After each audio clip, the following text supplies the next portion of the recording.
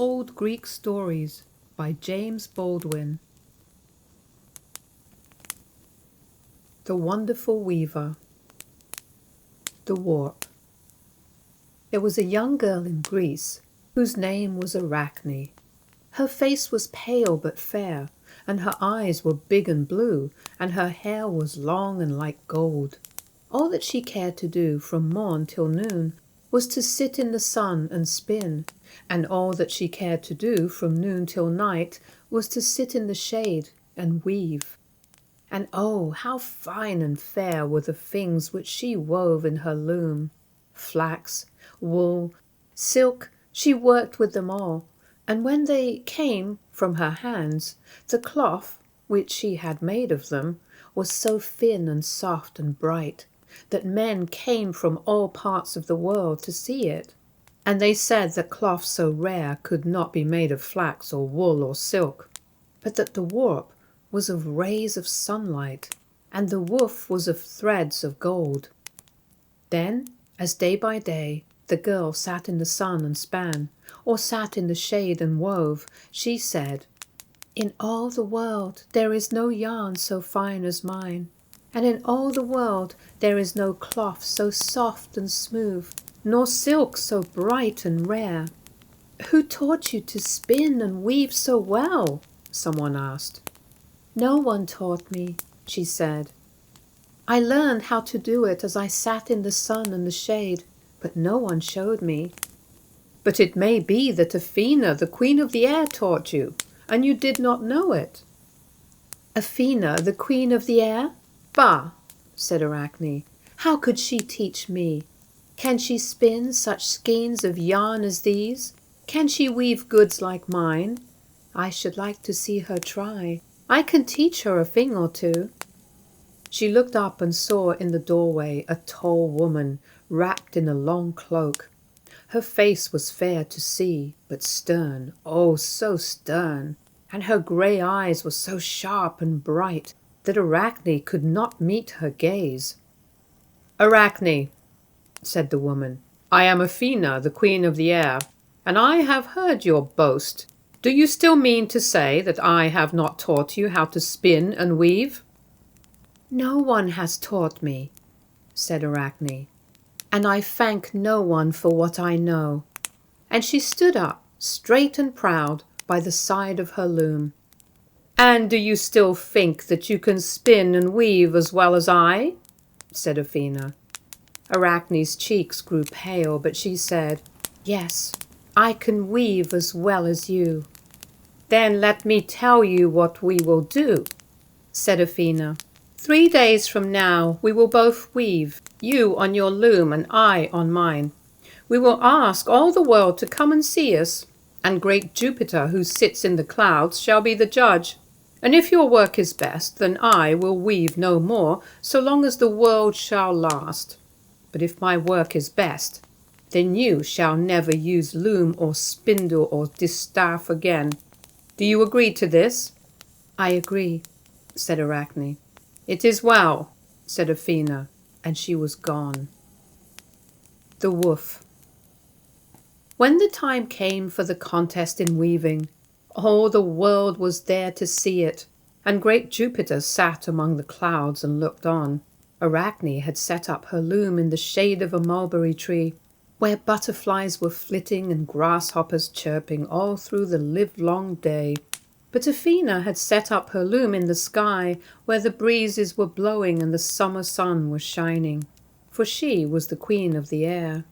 Then Arachne took her skeins of finest silk and began to weave, and she wove a web of marvellous beauty, so thin and light that it would float in the air, and yet so strong that it could hold a lion in its meshes.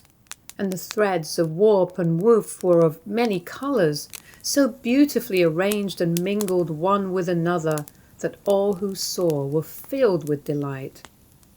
"No wonder that the maiden boasted of her skill," said the people, and Jupiter himself nodded. Then Athena began to weave, and she took of the sunbeams that glided the mountain top, and of the snowy fleece of the summer clouds, and of the blue ether of the summer sky, and of the bright green of the summer fields, and of the royal purple of the autumn woods. And what do you suppose she wove? The web which she wove in the sky was full of enchanting pictures of flowers and gardens, and of castles and towers, and of mountain heights, and of men and beasts, and of giants and dwarfs, and of the mighty beings who dwell in the clouds with Jupiter. And those who looked upon it were filled with wonder and delight, that they forgot all about the beautiful web which Arachne had woven. And Arachne herself was ashamed and afraid when she saw it, and she hid her face in her hands and wept. "Oh, how can I live," she cried, "now that I must never again use loom or spindle or distaff?" And she kept on weeping and weeping and weeping and saying, "How can I live?" Then, when Athena saw that the poor maiden would never have any joy unless she were allowed to spin and weave, she took pity on her and said, "I would free you from your bargain if I could, but that is a thing which no one can do. You must hold to your agreement never to touch loom or spindle again, and yet since you will never be happy unless you can spin and weave, I will give you a new form so that you can carry on your work with neither spindle nor loom." Then she touched Arachne with the tip of the spear which she sometimes carried, and the maiden was changed at once into a nimble spider, which ran into a shady place in the grass and began merrily to spin and weave a beautiful web. I have heard it said that all spiders which have been in the world since then are the children of Arachne, but I doubt whether this be true. Yet, for aught I know, Arachne still lives and spins and weaves, and the very next spider that you see may be she herself. The Lord of the Silver Bow. Delos. Long before you or I or anybody else can remember, there lived with the mighty folk on the mountain top a fair and gentle lady named Leto. So fair and gentle was she that Jupiter loved her and made her his wife. But when Juno, the queen of earth and sky, heard of this, she was very angry, and she drove Leto down from the mountain and bade all things great and small to refuse to help her. So Leto fled like a wild deer from land to land, and could find no place in which to rest. She could not stop, for then the ground would quake under her feet, and the stones would cry out, "Go on, go on!" And birds and beasts and trees and men would join in the cry, and no one in all the wide land took pity on her. One day she came to the sea, and as she fled along the beach, she lifted up her hands and called aloud to great Neptune to help her. Neptune, the king of the sea, heard her and was kind to her. He sent a huge fish called a dolphin to bear her away from the cruel land, and the fish, with Leto sitting on his broad back, swam through the waves to Delos, a little island which lay floating on top of the water like a boat. There the gentle lady found rest and a home, for the place belonged to Neptune, and the words of cruel Juno were not obeyed there. Neptune put 4 marble pillars under the island, so that it should rest firm upon them. And then he chained it fast with great chains, which reached to the bottom of the sea, so that the waves might never move it. By and by, twin babes were born to Leto and Delos. One was a boy whom she called Apollo, the other a girl whom she named Artemis or Diana. When the news of their birth was carried to Jupiter and the mighty folk on the mountain top, all the world was glad. The sun danced on the waters, and singing swans flew 7 times round the island of Delos. The moon stooped to kiss the babes in their cradle, and Juno forgot her anger, and bade all things on the earth and in the sky to be kind to Leto. The 2 children grew very fast. Apollo became tall and strong and graceful.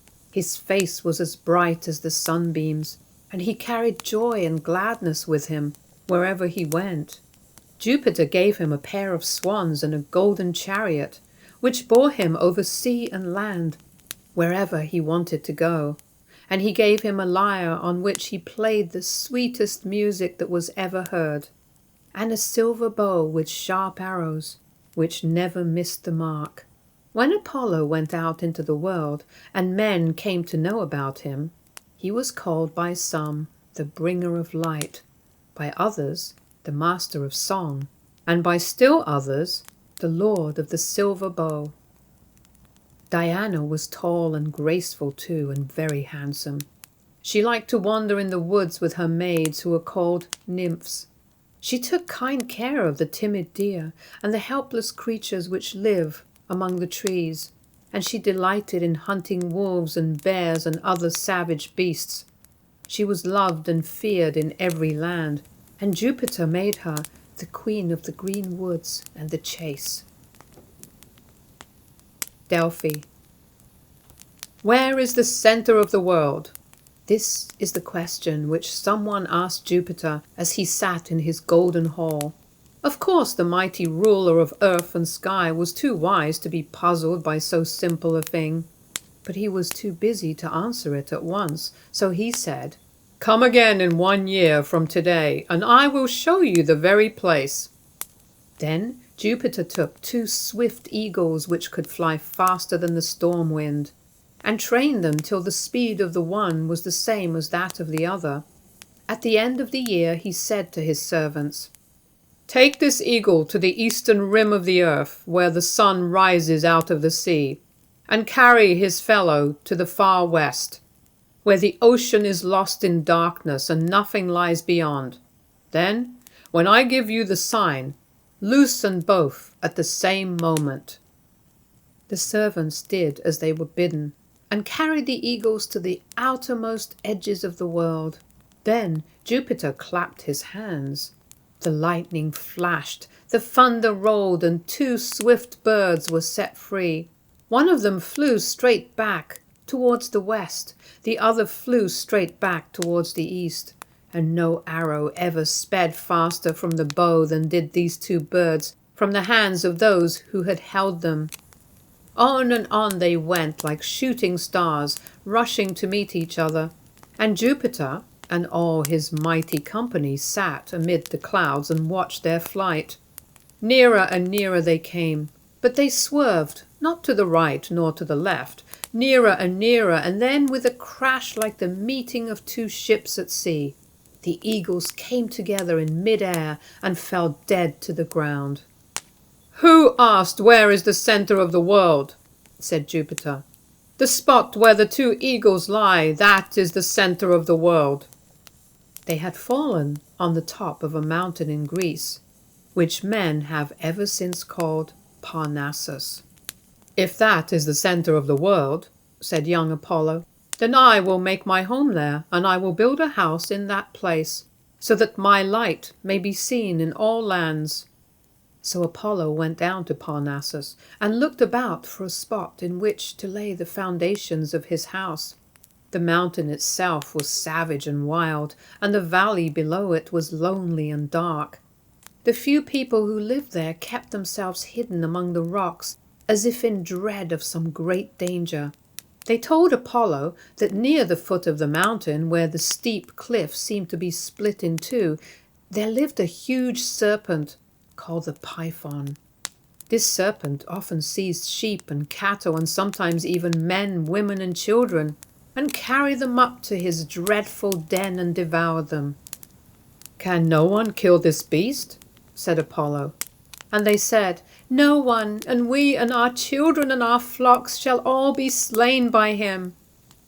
Then Apollo, with his silver bow in his hands, went up towards the place where the Python lay.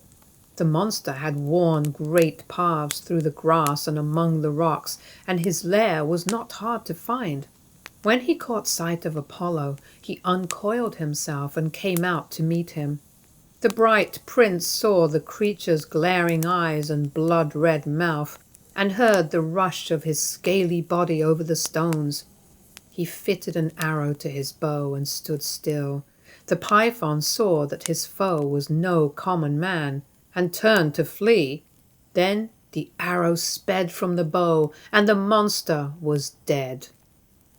"Here I will build my house," said Apollo, close to the foot of the steep cliff, and beneath the spot where Jupiter's eagles had fallen.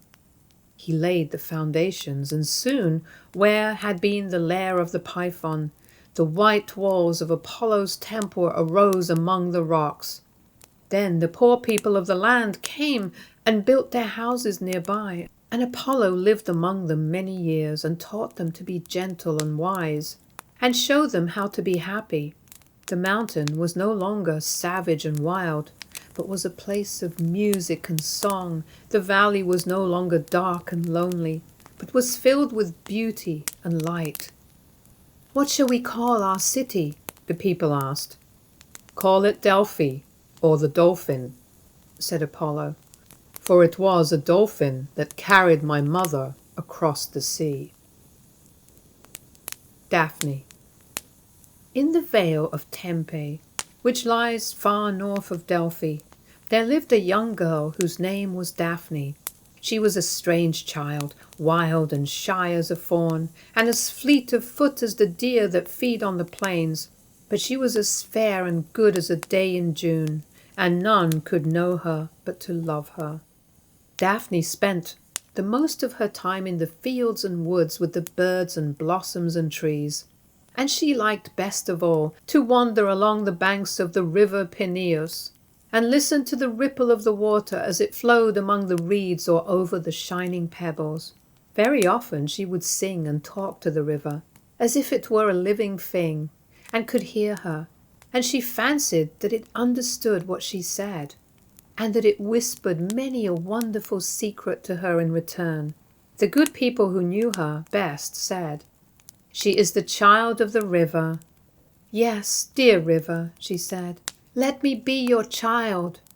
The river smiled and answered her in a way which she alone could understand, and always after that she called it Father Peneus. One day when the sun shone warm and the air was filled with the perfume of flowers, Daphne wandered farther away from the river than she had ever gone before. She passed through a shady wood and climbed a hill, from the top of which she could see Father Peneus lying white and clear and smiling in the valley below. Beyond her were other hills, and then the green slopes and wooded top of great Mount Ossa. Ah, if she could only climb to the summit of Ossa, she might have a view of the sea, and of other mountains close by, and of the twin peaks of Mount Parnassus, far, far to the south. "Goodbye, Father Peneus," she said. "I am going to climb the mountain, but I will come back soon." The river smiled, and Daphne ran onward, climbing one hill after another, and wondering why the great mountain seemed still so far away. By and by, she came to the foot of a wooded slope, where there was a pretty waterfall, and the ground was bespangled with thousands of beautiful flowers, and she sat down there a moment to rest. Then, from the grove on the hilltop above her, came the sound of the loveliest music she had ever heard. She stood up and listened. Someone was playing on a lyre, and someone was singing. She was frightened, and still the music was so charming that she could not run away.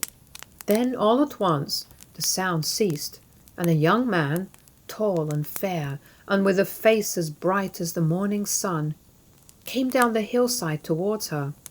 "Daphne," he said, but she did not stop to hear. She turned and fled like a frightened deer, back towards the Vale of Tempe.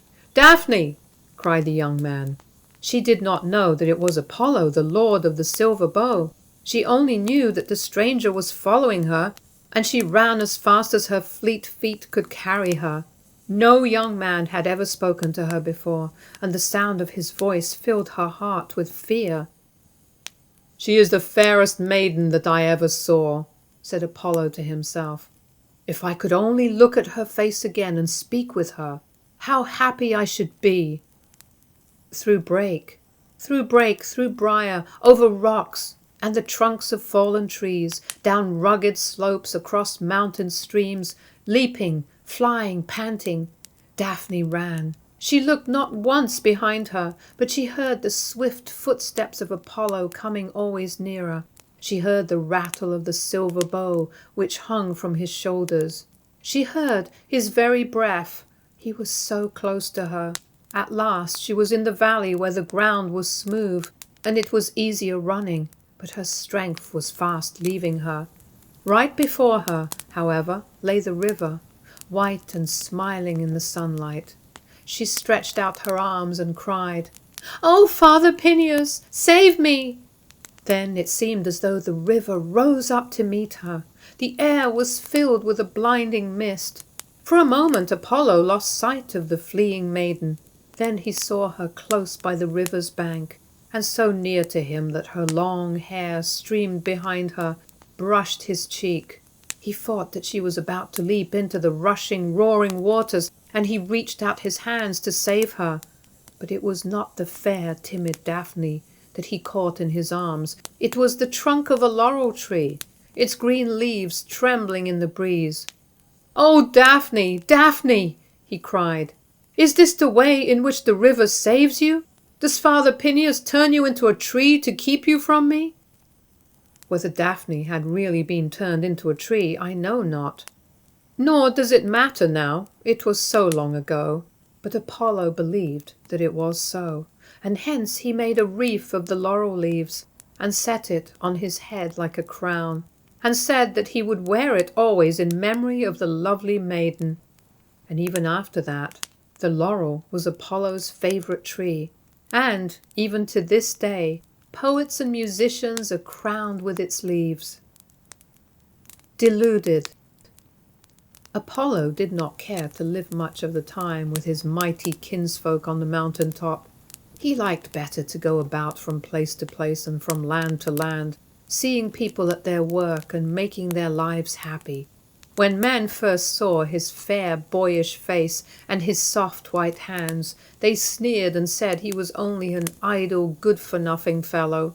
But when they heard him speak, they were so charmed that they stood spellbound to listen, and ever after that they made his words their law. They wondered how it was that he was so wise, for it seemed to them that he did nothing but stroll about, playing on his wonderful lyre and looking at the trees and blossoms and birds and bees. But when any of them was sick, they came to him, and he told them what to find in plants or stones or brooks that would heal them and make them strong again. They noticed that he did not grow old as others did, but that he was always young and fair, and even after he had gone away, they knew not how, nor whither it seemed as though the earth were a brighter and sweeter place to live in than it had been before his coming. In a mountain village beyond the Vale of Tempe, there lived a beautiful lady named Coronis. When Apollo saw her, he loved her and made her his wife, and for a long time the two lived together and were happy. By and by a babe was born to them, a boy with the most wonderful eyes that anybody ever saw, and they named him Aesculapius. Then the mountains and the woods were filled with the music of Apollo's lyre, and even the mighty folk on the mountain top were glad.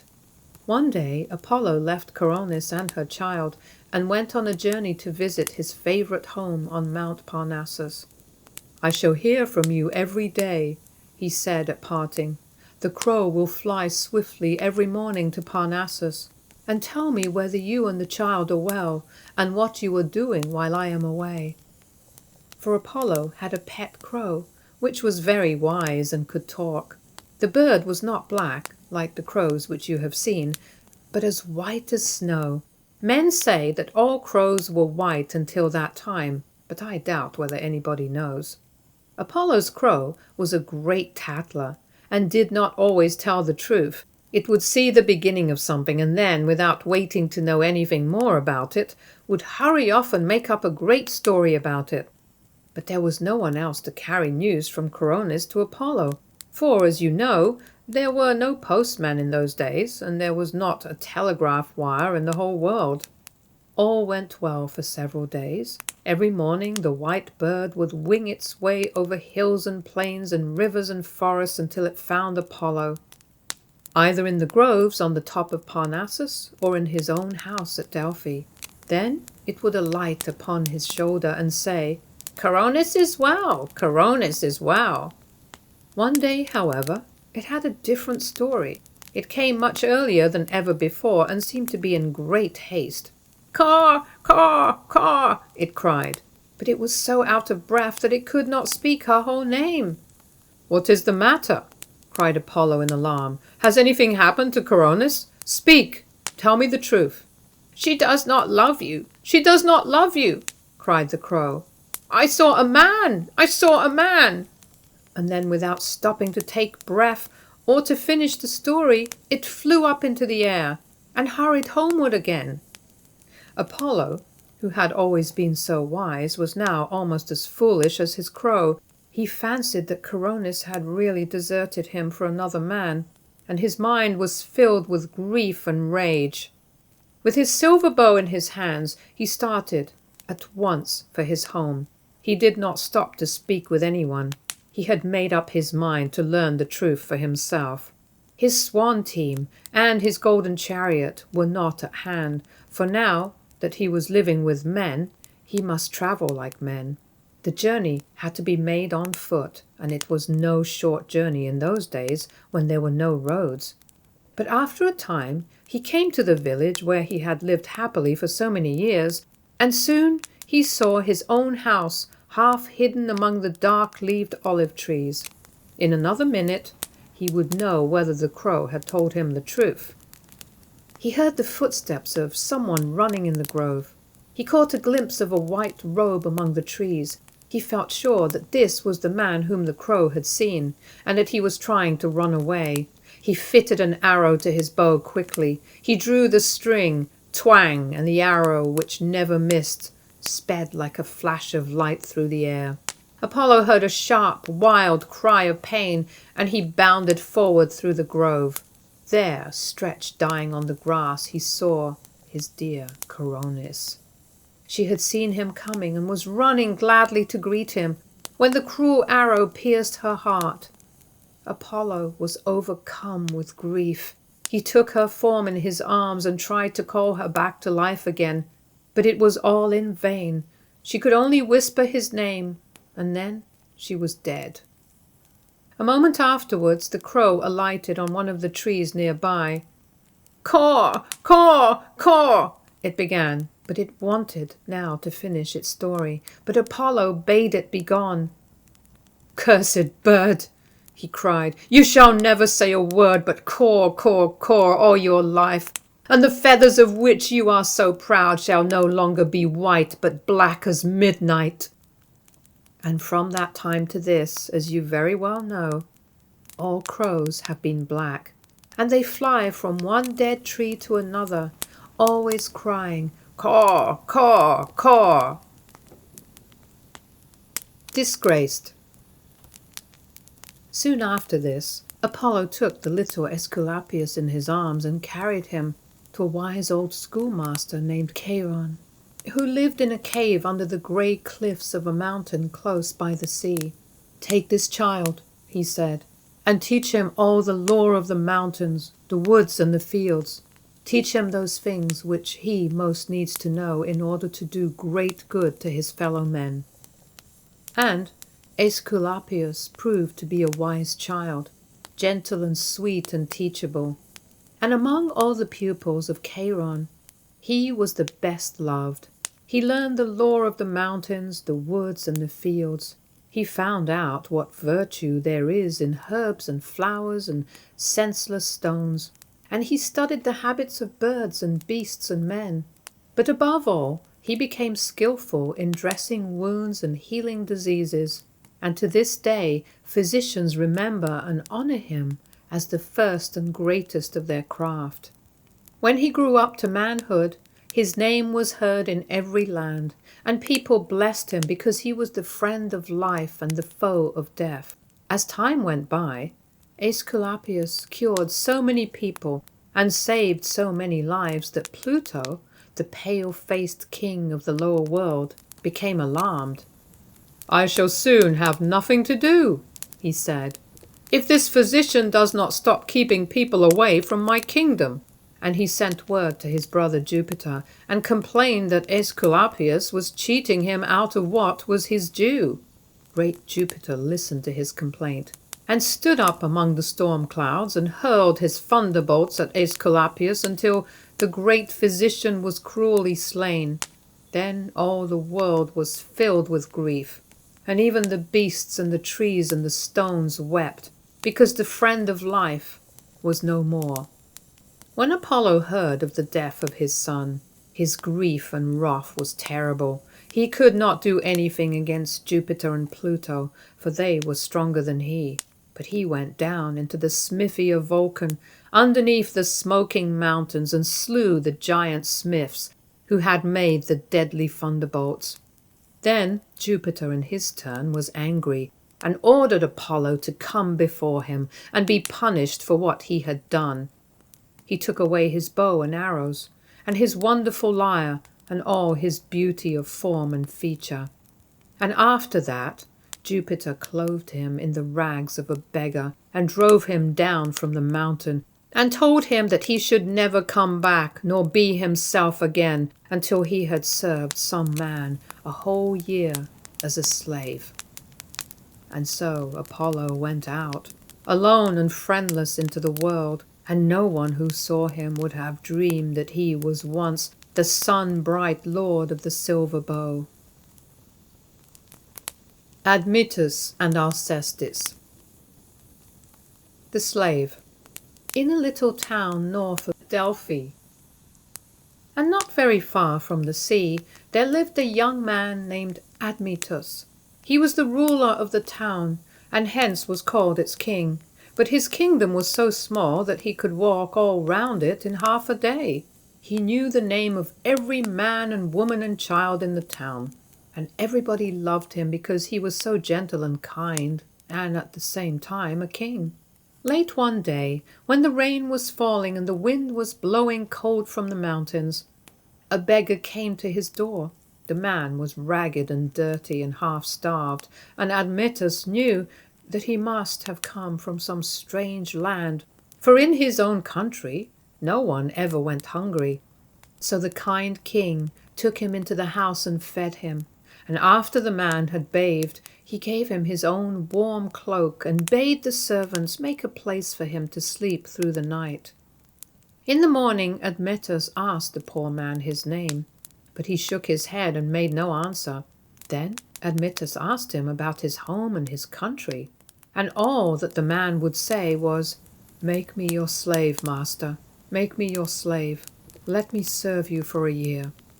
The young king did not need another servant, but he saw that the poorest slave in the land was better off than this man, and so he took pity on him. "I will do as you ask," he said. "I will give you a home and food and clothing, and you shall serve me and be my slave for 1 year." There was but little that the stranger knew how to do, and so he was sent to the hills to take care of the king's sheep and goats. For a whole year he tended the flocks, finding the greenest pastures and the freshest water for them, and keeping the wolves away. ADMETUS was very kind to him, as he was to all his servants, and the food and clothing which he gave him were of the best in the land. But the stranger did not tell his name, nor say anything about his kindred or his home. When a year and a day had passed, it so happened that ADMETUS was walking out among the hills to see his sheep. All at once the sound of music fell upon his ear. It was no such music as shepherds play, but sweeter and richer than any he had ever heard before. He looked to see where the sound came from. Ah, who was that sitting on the hilltop with the sheep around him listening to his music? Surely it was not his shepherd. It was a tall and handsome young man, clad in robes lighter and finer than any king might wear. His face was as bright as sunbeams, and his eyes gleamed like lightning. Upon his shoulder was a silver bow. From his belt hung a quiver of sharp arrows, and in his hands was a golden lyre. Admetus stood still and wondered, and then the stranger spoke. "King Admetus," he said, "I am the poor beggar whom you fed, your slave to whom you were so kind. I have served you, as I agreed, for a whole year, and now I am going home. Is there anything I can do for you?" "Yes," said Admetus. "Tell me your name." "My name is Apollo," was the answer. 12 months ago my father, mighty Jupiter, drove me away from before his face and bade me go out friendless and alone upon the earth. And he told me that I should not turn again towards home until I had served a year as some man's slave. I came to you, ragged and half-starved, and you fed and clothed me, and I became your slave. And you were as kind to me as though I were your son. What shall I give you to reward you?" "Lord of the silver bow," said the king, "I have all that any man can want. I am happy in the thought that I have been of some help to you. I can ask for nothing more." "Very well," said Apollo, "but if the time should ever come when you need my help, let me know." Then the bright prince walked swiftly away, playing sweet music as he went, and Admetus with glad heart returned to his home. The Chariot. From the place where Admetus lived, it was only a few miles to Iolcus, a rich city by the sea. The king of Iolcus was a cruel tyrant named Peleus, who cared for nobody in all the world but himself. This Peleus had a daughter named Alcestis, who was as fair as any rose in June, and so gentle and good that everybody praised her. Many a prince from over the sea had come to woo Alcestis for his wife, and the noblest young men in Greece had tried to win her favor. But there was only one to whom she would listen, and that was her young neighbor, King Admetus. So Admetus went before gruff King Peleus to ask him whether he might wed Alcestis. "No one shall have my daughter," said the old king, "until he proves that he is worthy to be my son-in-law. If you want her, you must come for her in a chariot drawn by a lion and a wild boar. If you come in any other way, she shall not be your wife." And Peleus laughed and drove the young man out of his palace. Admetus went away feeling very sad, for who had ever heard of harnessing a lion and a wild boar together in a chariot? The bravest man in the world could not do such a thing as that. As he walked along and saw the sheep and goats feeding on the hilltops near his own town, he chanced to think of Apollo, and of the last words that he had heard him say, "When you need my help, let me know." "I will let him know," said Admetus. Early the next morning he built an altar of stones in the open field, and when he had killed the fattest goat of the flock, he built a fire on the altar and laid the thighs of the goat in the flames. Then, when the smell of the burning flesh went up into the air, he lifted his hands towards the mountain tops and called to Apollo. "Lord of the silver bow," he cried, "if ever I had shown kindness to the poor and the distressed, come now and help me, for I am in sore need, and I remember your promise." Hardly was he done speaking when bright Apollo, bearing his bow and his quiver of arrows, came down and stood before him. "Kindest of kings," he said, "tell me how I can help you." Then Admetus told him all about the fair Alcestis, and how her father would give her only to the man who should come for her in a chariot drawn by a lion and a wild boar. "Come with me," said Apollo, "and I will help you."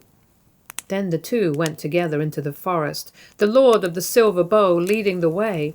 Soon they started a lion from its lair and gave chase to it.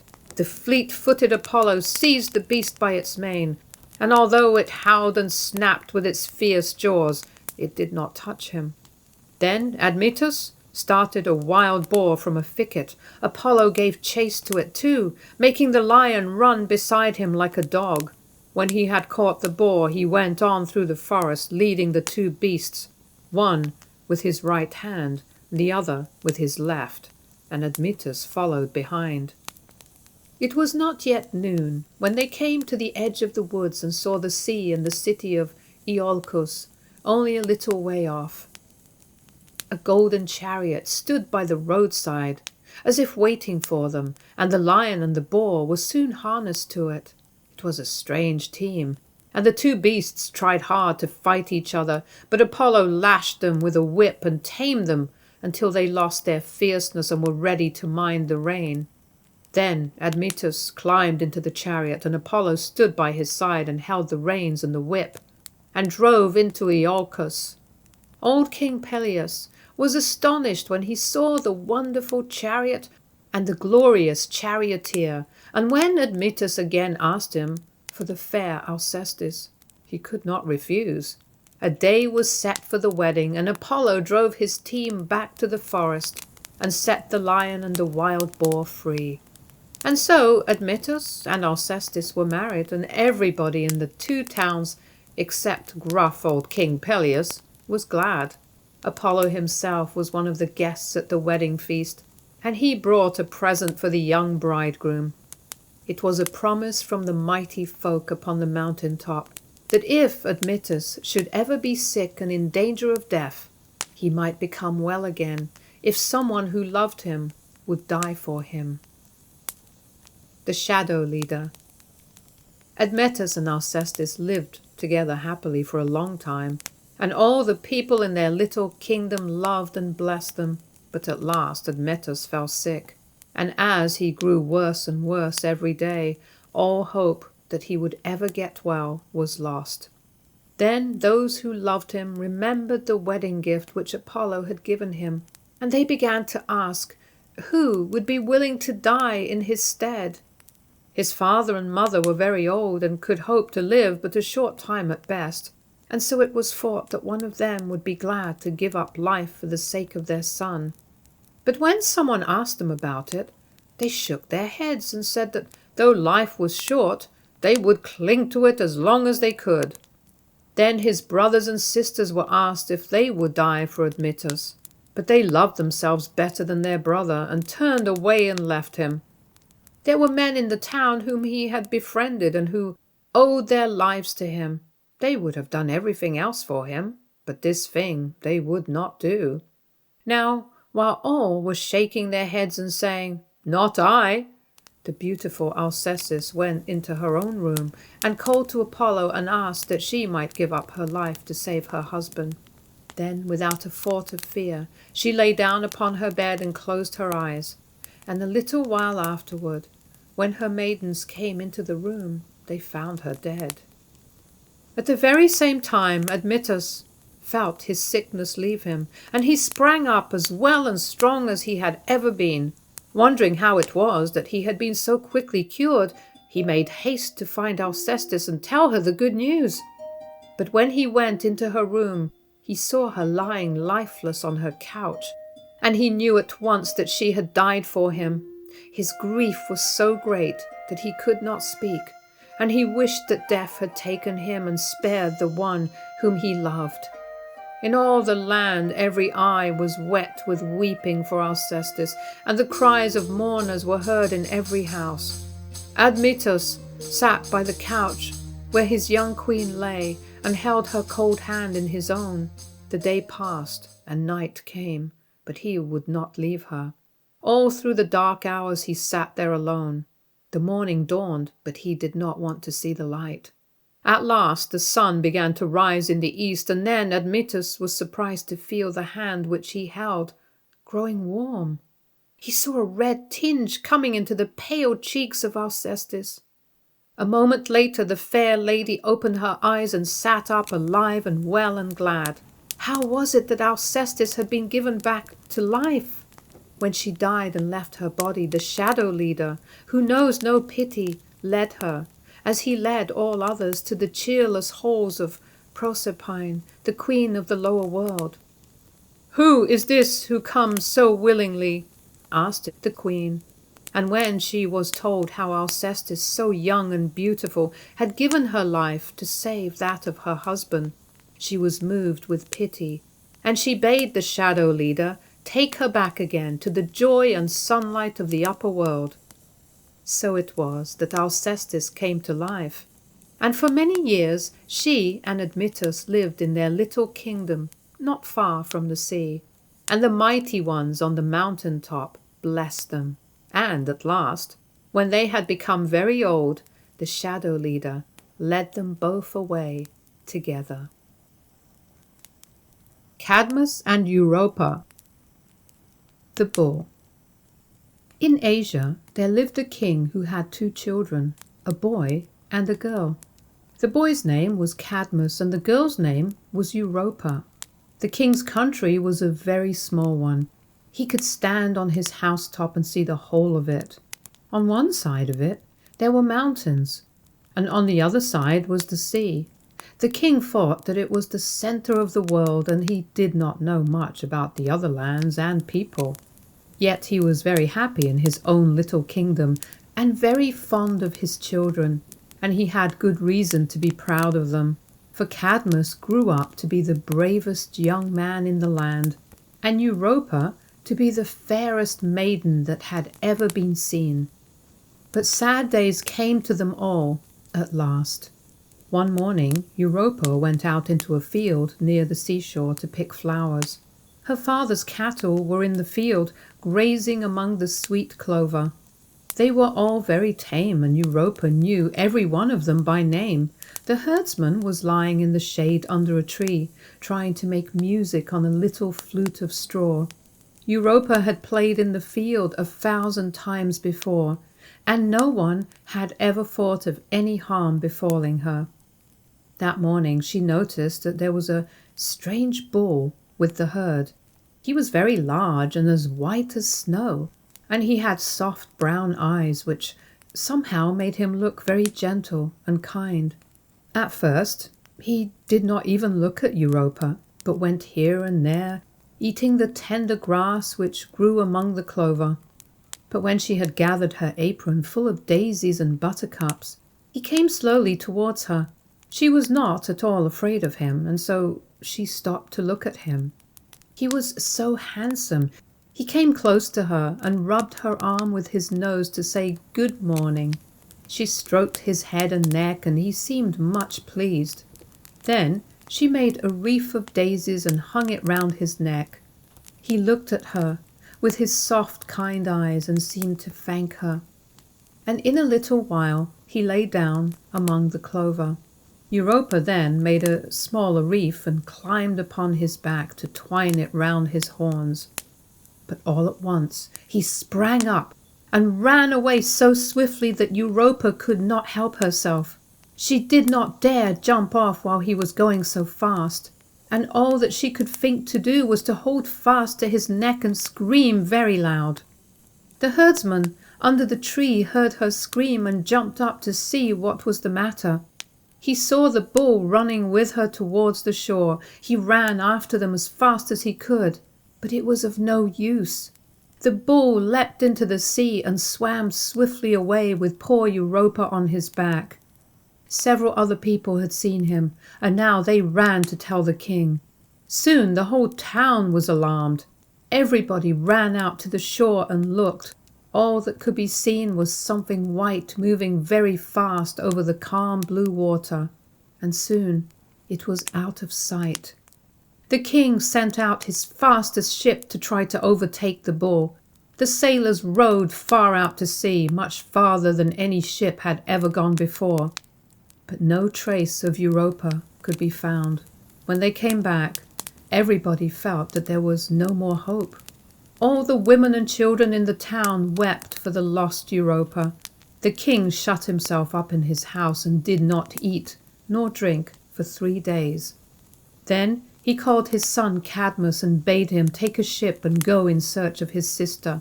And he told him that no matter what dangers might be in his way, he must not come back until she was found.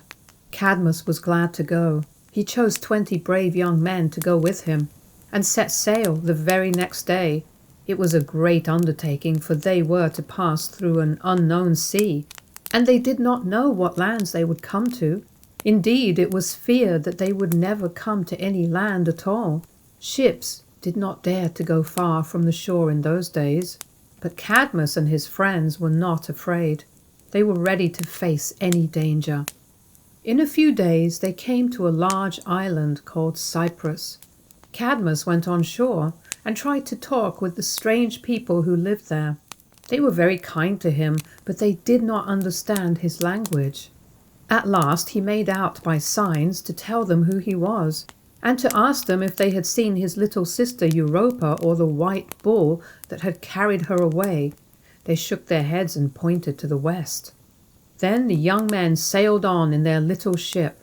They came to many islands and stopped at every one to see if they could find any trace of Europa, but they heard no news of her at all.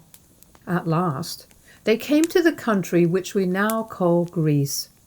It was a new country then, and only a few people lived there, and Cadmus soon learned to speak their language well.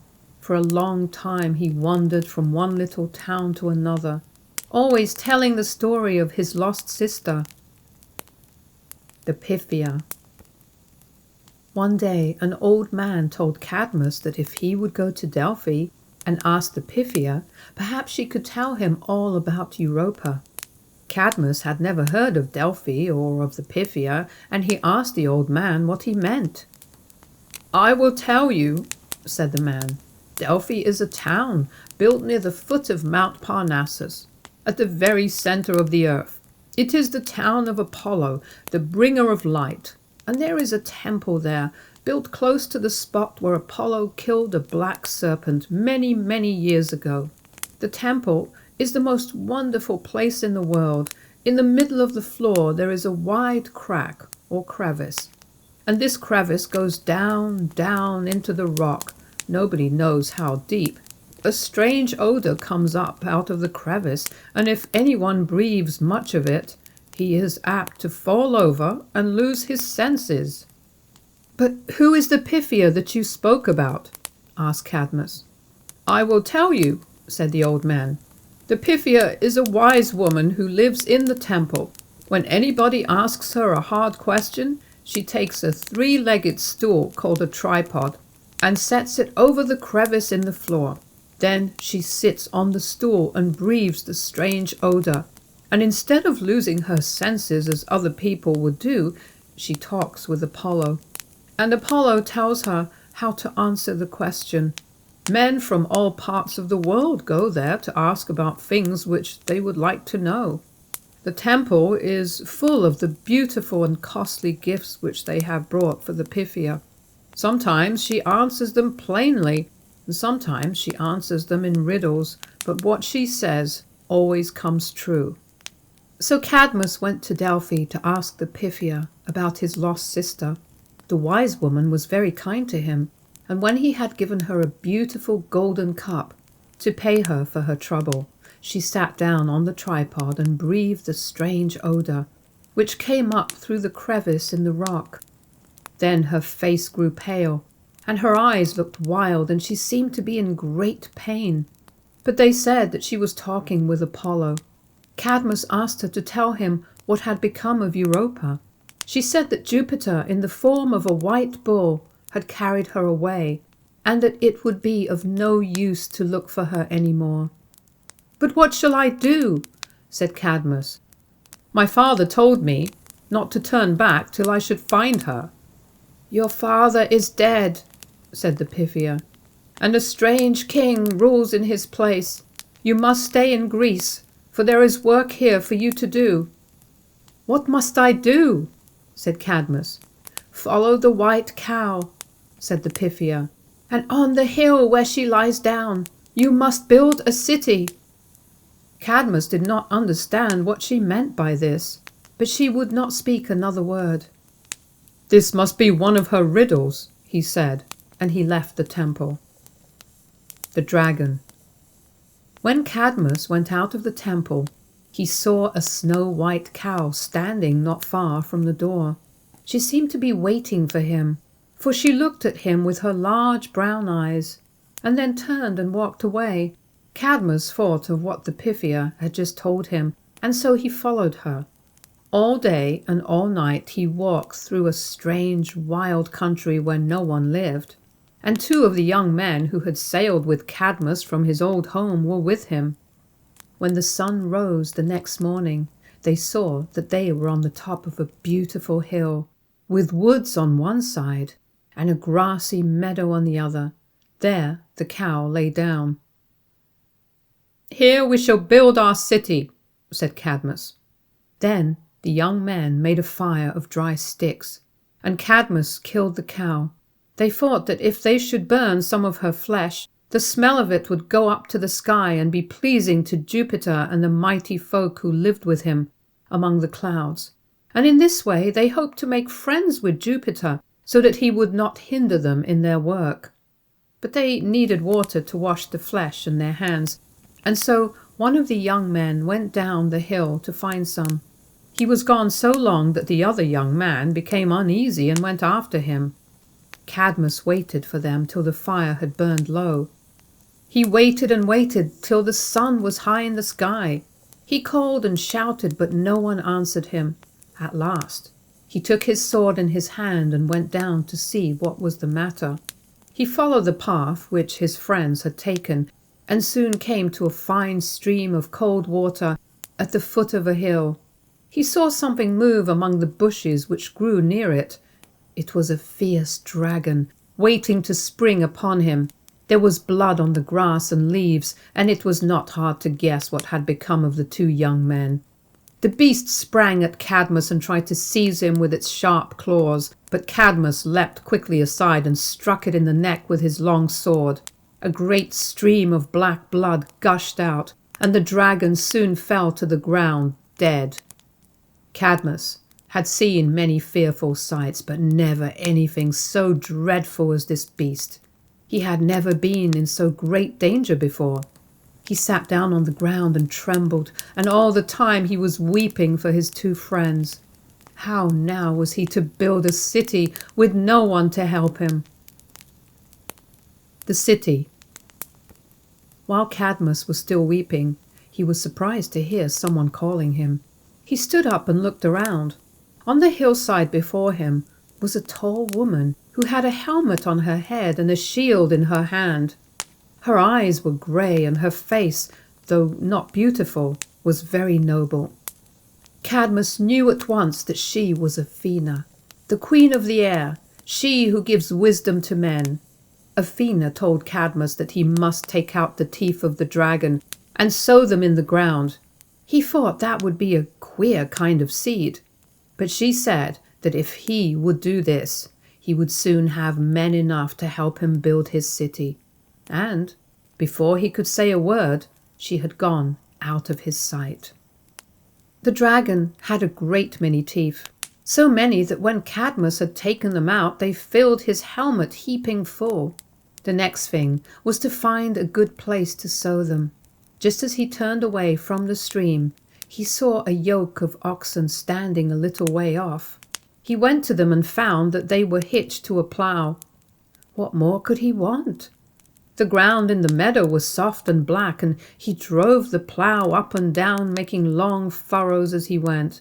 Then he dropped the teeth, one by one, into the furrows and covered them over with the rich soil. When he had sown all of them in this way, he sat down on the hillside and watched to see what would happen. In a little while, the soil in the furrows began to stir. Then, at every place that a tooth had been dropped, something bright grew up. It was a brass helmet. The helmets pushed their way up, and soon the faces of men were seen underneath. Then their shoulders, and then their arms, and then their bodies, and then, before CADMUS could think, 1,000 warriors leapt out of the furrows and shook off the black earth which was clinging to them. Every man was clothed in a suit of brass armor, and everyone had a long spear in his right hand and a shield in his left. CADMUS was frightened when he saw the strange crop which had grown up from the dragon's teeth. The men looked so fierce that he feared they would kill him if they saw him. He hid himself behind his plough and then began to throw stones at them. The warriors did not know where the stones came from, but each thought that his neighbor had struck him. Soon they began to fight among themselves. Man after man was killed, and in a little while only 5 were left alive.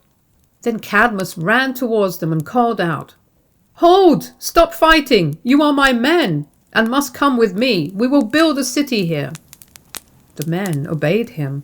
They followed CADMUS to the top of the hill, and they were such good workmen that in a few days they had built a house on the spot where the cow had lain down. After that, they built other houses, and people came to live in them. They called the town Cadmea, after CADMUS, who was its first king. But when the place had grown to be a large city, it was known by the name of Thebes.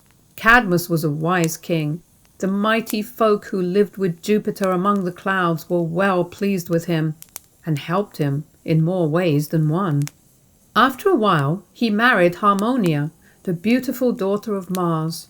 All the mighty ones were at the wedding, and Athena gave the bride a wonderful necklace about which you may learn something more at another time. But the greatest thing that CADMUS did is yet to be told. He was the first schoolmaster of the Greeks, and taught them the letters which were used in his own country across the sea. They called the first of these letters Alpha, and the second Beta, and that is why men speak of the alphabet to this day. And when the Greeks had learned the alphabet from CADMUS, they soon began to read and write, and to make beautiful and useful books. As for the maiden Europa, she was carried safe over the sea to a distant shore. She may have been happy in the new, strange land to which she was taken, I cannot tell, but she never heard of friends or home again. Whether it was really Jupiter in the form of a bull that carried her away, nobody knows. It all happened so long ago that there may have been some mistake about the story, and I should not think it strange if it were a sea robber who stole her from her home, and a swift ship with white sails that bore her away. Of one thing I am very sure: she was loved so well by all who knew her that the great unknown country to which she was taken has been called after her name ever since, Europe. The Quest of Medusa's Head. The Wooden Chest. There was a king of Argos who had but one child, and that child was a girl. If he had had a son, he would have trained him up to be a brave man and great king. But he did not know what to do with this fair-haired daughter. When he saw her growing up to be tall and slender and wise, he wondered if, after all, he would have to die some time and leave his lands and his gold and his kingdom to her. So he sent to Delphi and asked the Pythia about it.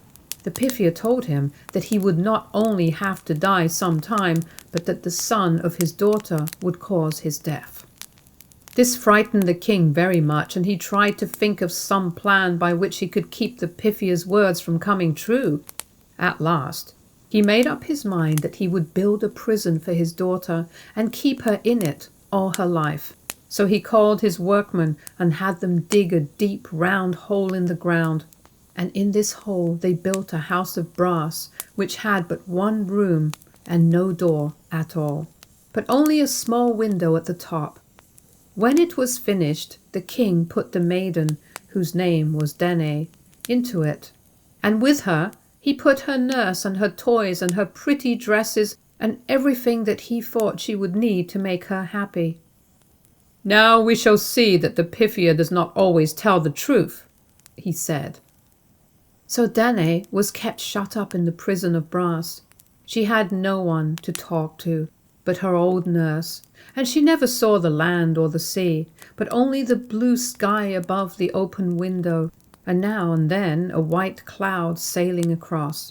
Day after day she sat under the window and wondered why her father kept her in that lonely place, and whether he would ever come and take her out.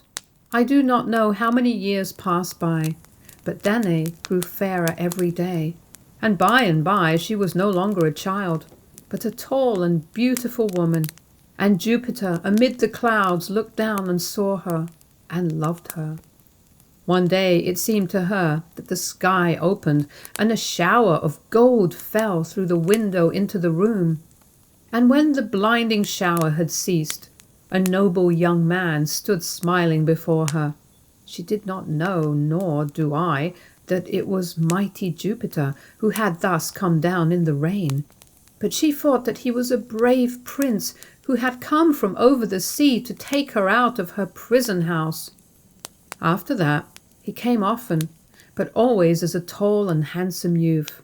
And by, they were married, with only the nurse at the wedding feast, and Danae was so happy that she was no longer lonesome even when he was away.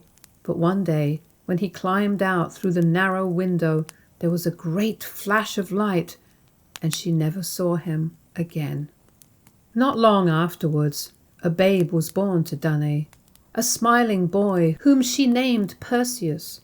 For 4 years she and the nurse kept him hidden, and not even the women who brought their food to the window knew about him. But one day, the king chanced to be passing by and heard the child's prattle.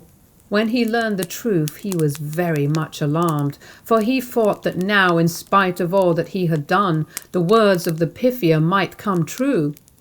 The only sure way to save himself would be to put the child to death before he was old enough to do any harm. But when he had taken the little Perseus and his mother out of the prison, and had seen how helpless the child was, could not bear the thought of having him killed outright. For the king, although a great coward, was really a kind-hearted man and did not like to see anything suffer pain. Yet something must be done. So he bade his servants make a wooden chest that was roomy and watertight and strong, and when it was done, he put Danae and the child into it, and had it taken far out to sea, and left there to be tossed about by the waves. He thought that in this way he would rid himself of both daughter and grandson without seeing them die, for surely the chest would sink after a while, or else the winds would cause it to drift to some strange shore so far away that they could never come back to Argos again. All day and all night, and then another day, fair Danae and her child drifted over the sea. The waves rippled and played before and around the floating chest. The west wind whistled cheerily, and the seabirds circled in the air above, and the child was not afraid, but dipped his hands in the curling waves and laughed at the merry breeze and shouted back at the screaming birds. But on the second night, all was changed. A storm arose, the sky was black, and the billows were mountain high. The winds roared fearfully, yet through it all the child slept soundly in his mother's arms, and Danae sang over him this song. Sleep, sleep, dear child, and take your rest upon your troubled mother's breast, for you can lie without one fear of dreadful danger lurking near. Wrapped in soft robes and warmly sleeping, you do not hear your mother's weeping. You do not see the mad waves leaping, nor heed the winds their vigils keeping. The stars are hid, the night is drear, the waves beat high, the storm is here. But you can sleep, my darling child, and know naught of the uproar wild. At last, the morning of the third day came, and the chest was tossed upon the sandy shore of a strange island, where there were green fields, and, beyond them, a little town. A man who happened to be walking near the shore saw it, and dragged it far up on the beach. Then he looked inside, and there he saw the beautiful lady and the little boy. He helped them out and led them just as they were to his own house, where he cared for them very kindly.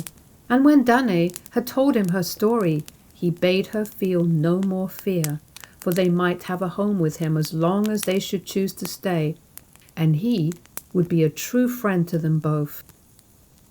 The Magic Slippers. So Danae and her son stayed in the house of the kind man who had saved them from the sea. Years passed by, and Perseus grew up to be a tall young man, handsome and brave and strong. The king of the island, when he saw Danae, was so pleased with her beauty that he wanted her to become his wife. But he was a dark, cruel man, and she did not like him at all, so she told him that she would not marry him. The king thought that Perseus was to blame for this, and that if he could find some excuse to send the young man on a far journey, he might force Danae to have him whether she wished or not. One day he called all the young men of his country together and told them that he was soon to be wedded to the queen of a certain land beyond the sea. Would not each of them bring him a present to be given to her father? For in those times it was the rule that when any man was about to be married, he must offer costly gifts to the father of the bride. "What kind of presents do you want?" said the young men. "Horses," he answered, for he knew that Perseus had no horse. "Why don't you ask for something worth the having?" said Perseus, for he was vexed at the way in which the king was treating him. "Why don't you ask for Medusa's head, for example?" "Medusa's head it shall be!" cried the king. "These young men may give me horses, but you shall bring Medusa's head." "I will bring it," said Perseus, and he went away in anger, while his young friends laughed at him because of his foolish words. What was this Medusa's head which he had so rashly promised to bring? His mother had often told him about Medusa. Far, far away on the very edge of the world, there lived 3 strange monsters, sisters called Gorgons. They had the bodies and faces of women, but they had wings of gold, and terrible claws of brass, and hair that was full of living serpents. They were so awful to look upon that no man could bear the sight of them, but whoever saw their faces was turned to stone. 2 of these monsters had charmed lives, and no weapon could ever do them harm, but the youngest, whose name was Medusa, might be killed, if indeed anybody could find her and could give the fatal stroke. When Perseus went away from the king's palace, he began to feel sorry that he had spoken so rashly, for how should he ever make good his promise and do the king's bidding? He did not know which way to go to find the Gorgons, and he had no weapon with which to slay the terrible Medusa. But at any rate, he would never show his face to the king again, unless he could bring the head of terror with him. He went down to the shore and stood looking out over the sea towards Argos, his native land. And while he looked, the sun went down and the moon arose, and a soft wind came blowing from the west. Then, all at once, 2 persons, a man and a woman, stood before him. Both were tall and noble. The man looked like a prince, and there were wings on his cap and on his feet, and he carried a winged staff, around which 2 golden serpents were twined. He asked Perseus what was the matter, and the young man told him how the king had treated him, and all about the rash words which he had spoken. Then the lady spoke to him very kindly, and he noticed that, although she was not beautiful, she had most wonderful grey eyes, and a stern but lovable face, and a queenly form. And she told him not to fear, but to go out boldly in quest of the Gorgons, for she would help him obtain the terrible head of Medusa. "But I have no ship. How shall I go?" said Perseus. "You shall don my winged slippers," said the strange prince, "and they will bear you over sea and land." "Shall I go north or south or east or west?" asked Perseus.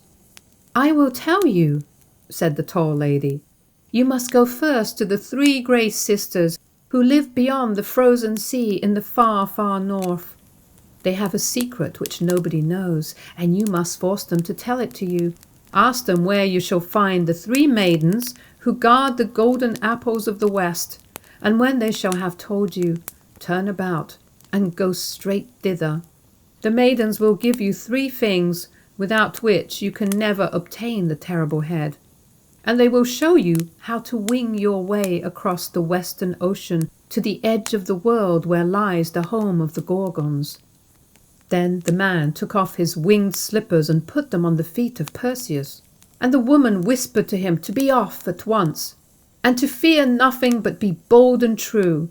and Perseus knew that she was none other than Athena, the queen of the air, and that her companion was Mercury, the lord of the summer clouds. But before he could thank them for their kindness, they had vanished in the dusky twilight. Then he leapt into the air to try the magic slippers. The Grey Sisters. Swifter than an eagle, Perseus flew up towards the sky. Then he turned, and the magic slippers bore him over the sea straight towards the north. On and on he went, and soon the sea was past, and he came to a famous land, where there were cities and towns and many people. And then he flew over a range of snowy mountains, beyond which were mighty forests, and a vast plain where many rivers wandered, seeking for the sea. And farther on was another range of mountains, and then there were frozen marshes, and a wilderness of snow. And after all, the sea again, but a sea of ice. On and on he winged his way, among toppling icebergs and over frozen billows and through air which the sun never warmed. And at last he came to the cavern where the 3 Grey Sisters dwelt.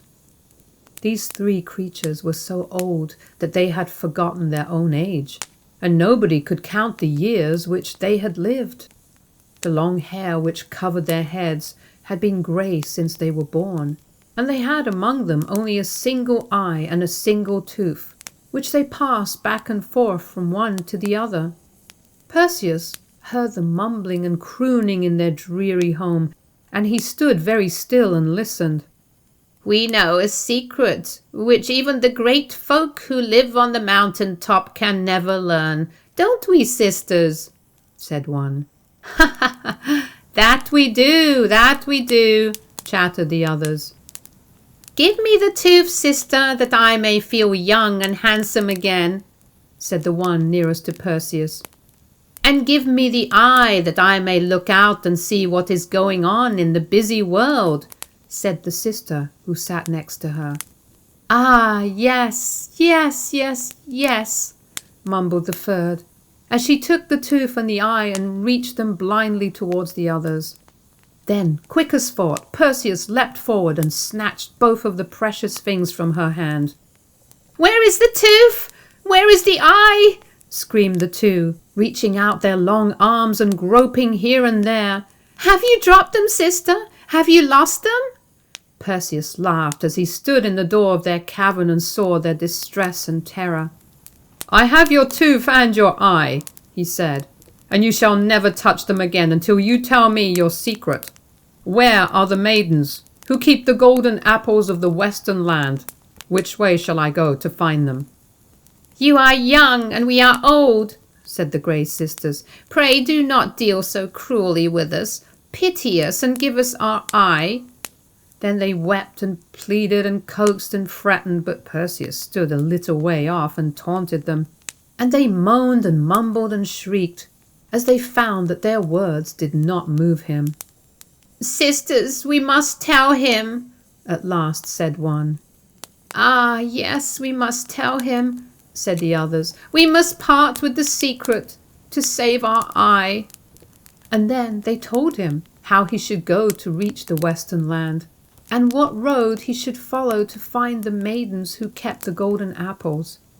When they had made everything plain to him, Perseus gave them back their eye and their tooth. "Ha ha ha!" they laughed. "Now the golden days of youth have come again." And from that day to this, no man has ever seen the 3 Grey Sisters, nor does anyone know what became of them, but the winds still whistle through their cheerless cave, and the cold waves murmur on the shore of the wintry sea, and the ice mountains topple and crash, and no sound of living creature is heard in all that desolate land. The Western Maidens. As for Perseus, he leapt again into the air, and the magic slippers bore him southward with the speed of the wind. Very soon he left the frozen sea behind him, and came to a sunny land, where there were green forests and flowery meadows and hills and valleys, and at last a pleasant garden where were all kinds of blossoms and fruits. He knew that this was the famous Western land, for the Grey Sisters had told him what he should see there. So he alighted and walked among the trees until he came to the center of the garden. There he saw the 3 maidens of the West dancing around a tree which was full of golden apples, and singing as they danced. For the wonderful tree with its precious fruit belonged to Juno, the queen of earth and sky. It had been given to her as a wedding gift, and it was the duty of the maidens to care for it and see that no one touched the golden apples. Perseus stopped and listened to their song. We sing of the old, we sing of the new. Our joys are many, our sorrows are few. Singing, dancing, our hearts entrancing, we wait to welcome the good and the true. The daylight is waning, the evening is here. The sun will soon set, the stars will appear. Singing, dancing, our hearts entrancing, we wait for the dawn of a glad new year. The trees shall wither, the apples shall fall, sorrow shall come and death shall call. Alarming, grieving, all hearts deceiving, but hope shall abide to comfort us all. Soon the tale shall be told, the song shall be sung, the bow shall be broken, the harp unstrung. Alarming, grieving, all hearts deceiving, till every joy to the winds shall be flung. But a new tree shall spring from the roots of the old, and many a blossom its leaves shall unfold, cheering, gladdening, with joy maddening, for its boughs shall be laden with apples of gold. Then Perseus went forward and spoke to the maidens. They stopped singing and stood still as if in alarm. But when they saw the magic slippers on his feet, they ran to him and welcomed him to the Western land and to their garden. We knew that you were coming, they said, for the winds told us. But why do you come? Perseus told them of all that had happened to him since he was a child, and of his quest of Medusa's head. And he said that he had come to ask them to give him 3 things to help him in his fight with the Gorgons. The maidens answered that they would give him not 3 things, but 4. Then one of them gave him a sharp sword, which was crooked like a sickle, and which she fastened to the belt at his waist. And another gave him a shield, which was brighter than any looking-glass you ever saw. And the third gave him a magic pouch, which she hung by a long strap over his shoulder. These are 3 things which you must have in order to obtain Medusa's head. And now here is a 4th, for without it your quest must be in vain. And they gave him a magic cap, the cap of darkness. And when they had put it upon his head, there was no creature on the earth or in the sky, no, not even the maidens themselves, that could see him. When at last he was arrayed to their liking, they told him where he should find the Gorgons, and what he should do to obtain the terrible head and escape alive. Then they kissed him and wished him good luck and bade him hasten to do the dangerous deed. And Perseus donned the cap of darkness and sped away, and away towards the furthermost edge of the earth. And the 3 maidens went back to their tree to sing and to dance and to guard the golden apples until the old world should become young again. The Dreadful Gorgons. With the sharp sword at his side and the bright shield upon his arm, Perseus flew bravely onward in search of the dreadful Gorgons. But he had the cap of darkness upon his head, and you could no more have seen him than you can see the wind. He flew so swiftly that it was not long until he had crossed the mighty ocean which encircles the earth, and had come to the sunless land which lies beyond. And then he knew, from what the maidens had told him, that the lair of the Gorgons could not be far away. He heard a sound as of someone breathing heavily, and he looked around sharply to see where it came from. Among the foul weeds which grew close to the bank of a muddy river, there was something which glittered in the pale light. He flew a little nearer, but he did not dare to look straight forward, lest he should all at once meet the gaze of a Gorgon. and be changed into stone. So he turned around and held the shining shield before him in such a way that by looking into it, he could see objects behind him as in a mirror. Ah, what a dreadful sight it was! Half hidden among the weeds lay the three monsters, fast asleep, with their golden wings folded about them. Their brazen claws were stretched out as though ready to seize their prey, and their shoulders were covered with sleeping snakes. The two largest of the Gorgons lay with their heads tucked under their wings, as birds hide their heads when they go to sleep. But the third, who lay between them, slept with her face turned up towards the sky, and Perseus knew that she was Medusa. Very stealthily he went nearer and nearer, always with his back towards the monsters, and always looking into his bright shield to see where to go. Then he drew his sharp sword, and, dashing quickly downwards, struck a back blow, so sure, so swift, that the head of Medusa was cut from her shoulders, and the black blood gushed like a river from her neck. Quick as thought, he thrust the terrible head into his magic pouch and leapt again into the air and flew away with the speed of the wind. Then the two older Gorgons awoke and rose with dreadful screams and spread their great wings and dashed after him. They could not see him, for the cap of darkness hid him from even their eyes, but they scented the blood of the head which he carried in the pouch, and like hounds in the chase they followed him, sniffing the air. And as he flew through the clouds, he could hear their dreadful cries, and the clatter of their golden wings, and the snapping of their horrible jaws. But the magic slippers were faster than any wings, and in a little while the monsters were left far behind, and their cries were heard no more, and Perseus flew on alone. The Great Sea Beast. Perseus soon crossed the ocean and came again to the land of the west. Far below him he could see the three maidens dancing round the golden tree, but he did not stop, for now that he had the head of the Medusa safe in the pouch at his side, he must hasten home. Straight east he flew over the great sea, and after a time he came to a country where there were palm trees and pyramids, and a great river flowing from the south. Here, as he looked down, a strange sight met his eyes. He saw a beautiful girl chained to a rock by the seashore, and far away a huge sea beast swimming towards her to devour her. Quick as thought he flew down and spoke to her, but as she could not see him for the cap of darkness which he wore, his voice only frightened her. Then Perseus took off his cap and stood upon the rock.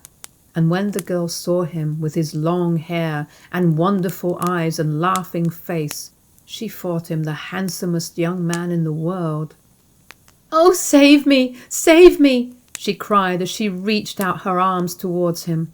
Perseus drew his sharp sword and cut the chain which held her, and then lifted her high up upon the rock.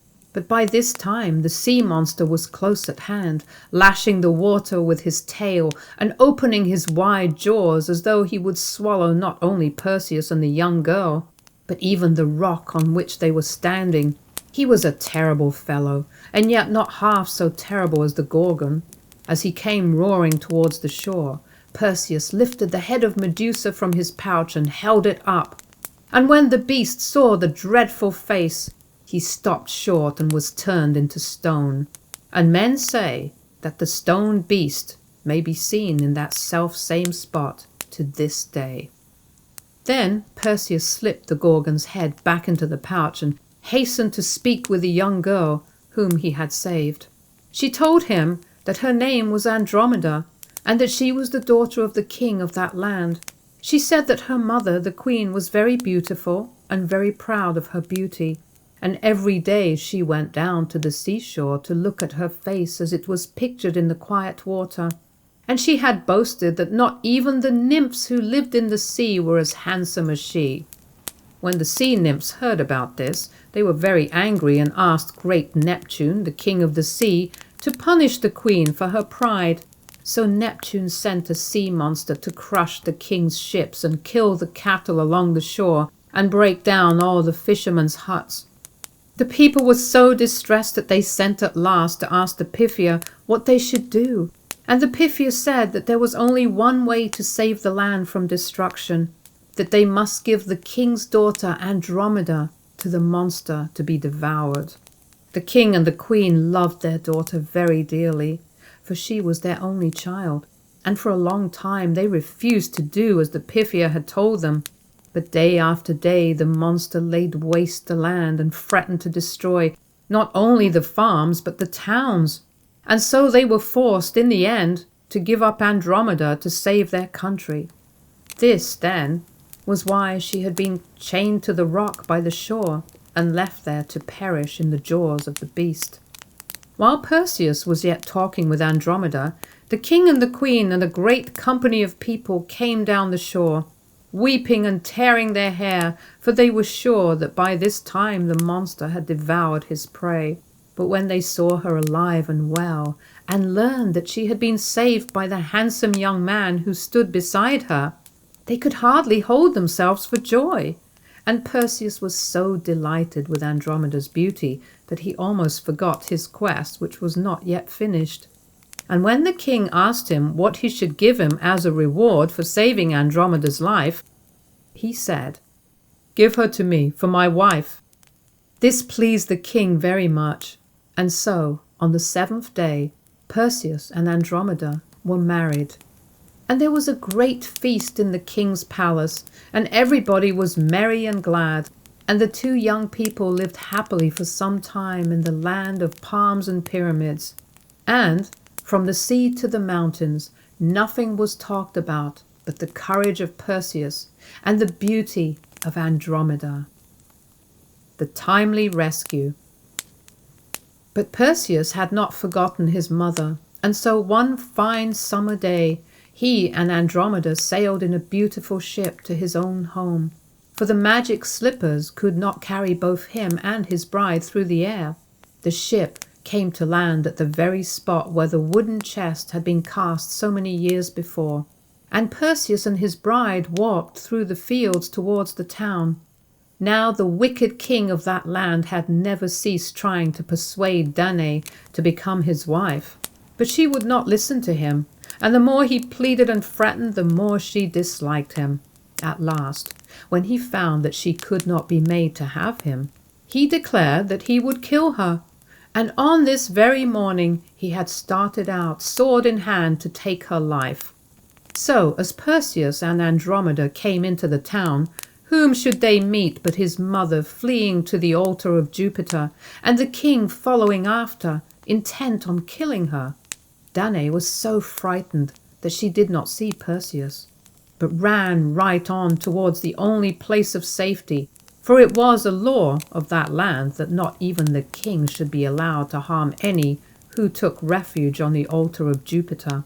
When Perseus saw the king rushing like a madman after his mother, he threw himself before him and bade him stop. But the king struck at him furiously with his sword. Perseus caught the blow on his shield, and at the same moment took the head of Medusa from his magic pouch. "I promised to bring you a present, and here it is," he cried. The king saw it, and was turned into stone just as he stood, with his sword uplifted and that terrible look of anger and passion in his face. The people of the island were glad when they learned what had happened, for no one loved the wicked king. They were glad, too, because Perseus had come home again, and had brought with him his beautiful wife Andromeda. So, after they had talked the matter over among themselves, they went to him and asked him to be their king. But he thanked them and said that he would rule over them for 1 day only, and that then he would give the kingdom to another, so that he might take his mother back to her home and her kindred in distant Argos. On the morrow, therefore, he gave the kingdom to the kind man who had saved his mother and himself from the sea, and then he went on board his ship with Andromeda and Danae, and sailed away across the sea towards Argos. The deadly Quoit. When Danae's old father, the king of Argos, heard that a strange ship was coming over the sea with his daughter and his son on board, he was in great distress, for he remembered what the Pythia had foretold about his death. So without waiting to see the vessel, he left his palace in great haste and fled out of the country. "My daughter's son cannot kill me if I will keep out of his way," he said. But Perseus had no wish to harm him, and he was very sad when he learned that his poor grandfather had gone away in fear and without telling anyone where he was going. The people of Argos welcomed Danae to her old home, and they were very proud of her handsome son and begged that he would stay in their city so that he might some time become their king. It happened soon afterwards that the king of a certain country not far away was holding games and giving prizes to the best runners and leapers and quoit throwers. And Perseus went thither to try his strength with the other young men of the land, for if he should be able to gain a prize, his name would become known all over the world. No one in that country knew who he was, but all wondered at his noble stature and his strength and skill, and it was easy enough for him to win all the prizes. One day, as he was showing what he could do, he threw a heavy quoit a great deal farther than any had been thrown before. It fell in the crowd of lookers-on and struck a stranger who was standing there. The stranger threw up his hands and sank upon the ground, and when Perseus ran to help him, he saw that he was dead. Now this man was none other than Danae's father, the old king of Argos. He had fled from his kingdom to save his life, and in doing so had only met his death. Perseus was overcome with grief and tried in every way to pay honor to the memory of the unhappy king. The kingdom of Argos was now rightfully his own, but he could not bear to take it after having killed his grandfather, so he was glad to exchange with another king who ruled over 2 rich cities not far away, called Mycenae and Tiryns, and he and Andromeda lived happily in Mycenae for many years.